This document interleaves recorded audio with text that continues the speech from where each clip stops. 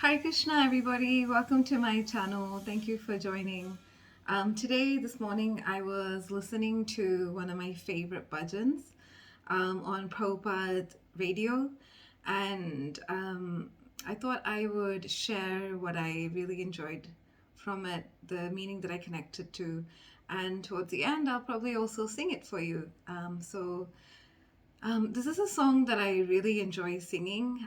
The reason why I enjoy singing it, it's something that I really relate to when I have a tough time in life. Like if I've ever been hurt by anyone, or if things aren't going the way I want them to, or I'm having a tough time at work, or just like a friend's been not very nice to me, or a family member, something's gone wrong. So you probably understand why I sing the song when things go wrong. Basically, um, this bhajan, it allows me to turn my frustrations and my anxiety and direct it back to Krishna. So um, yeah, so I think that's why I really like the song. It starts off by basically, I'll actually just summarize the meaning.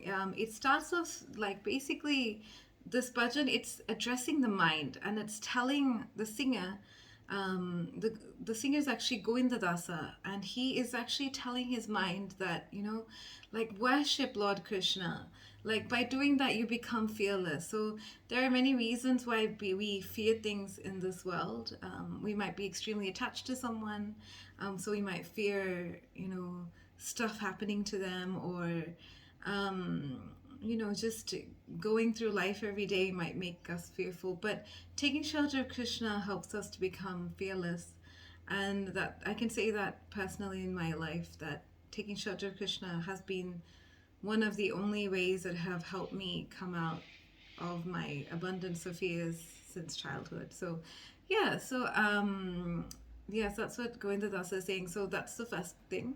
The second verse, I'm actually going to just read it. It says, "Both in the day and at night I remain sleepless, suffering from the pains of the heat and the cold, the wind and the rain. For a fraction of flickering happiness, I have uselessly served wicked and miserly men." I don't know how many of you have been in a situation where you've trusted someone, like really trusted them, and then they've betrayed your trust. And then, like, the pain has just been like a dagger in your heart, and you've just like not been able to sleep because you've just been so hurt. Or you might be in a situation where you've stayed up all night, where you're like scared of someone who's pretty like not very nice to you, and you worry encountering them. I don't know how many of you people have gone through such situations. Um, some people might be very good at like protecting themselves from those situations.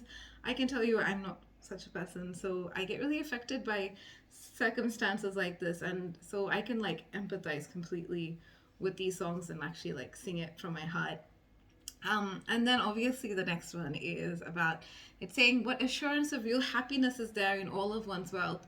Youthfulness, songs, and family members. This life is tottering like a drop of water on a lotus petal. Therefore, you should always serve and worship the divine feet of Lord Hari."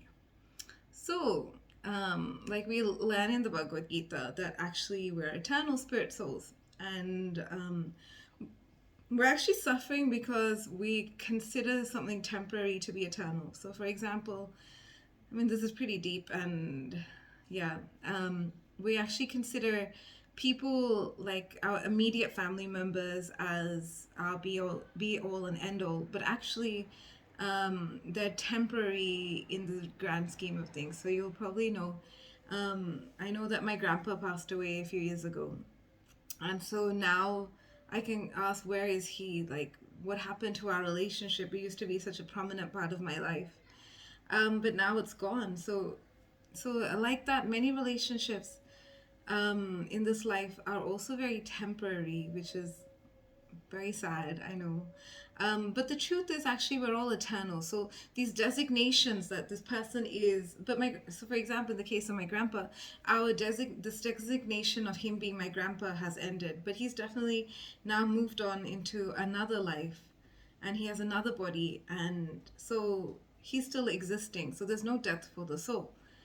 but that relationship has ended. So we might invest so much feeling into a particular relationship, but when we realize that it's all actually temporary, then we seek the real relationship. So the singer of this bhajan is saying that we should actually seek out that eternal relationship, and that's with Krishna, or the to and so there to establish that relationship, you serve and worship him.